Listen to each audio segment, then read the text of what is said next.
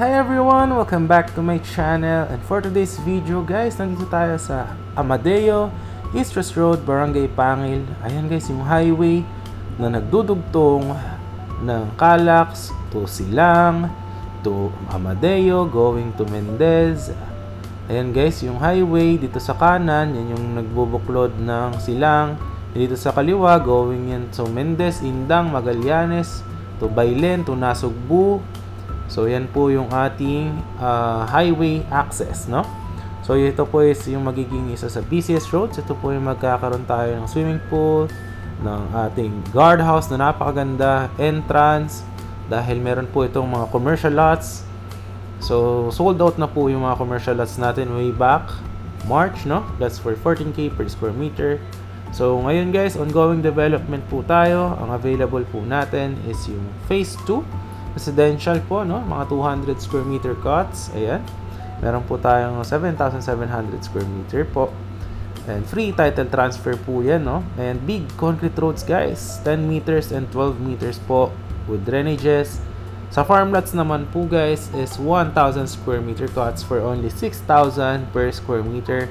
Meron din tayong 700 square meter cut sa farm lot pero limited lang siya. Corner lot meron din po. So, itong property natin guys is around 400 meters above sea level. Malayo po sa fault line.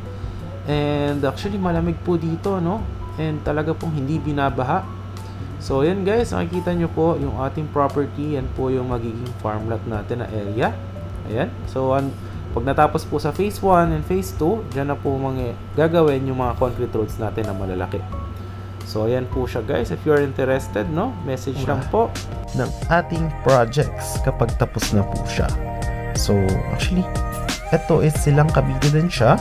Ganito yung mga sample natin ng mga finished projects. So, no required house design po siya. As you can see, depende po sa owner kung ano yung gusto nyo ipatayo na house. Ayan. So, different designs po yan. Magkakaiba po yung mga bubong. And pwede rin po kapagawa sa contractor nyo. And yan guys, may mga linya na rin yung Meralco for electricity. And meron na rin siyang water. At makikita nyo guys, malapad yung mga concrete roads dyan.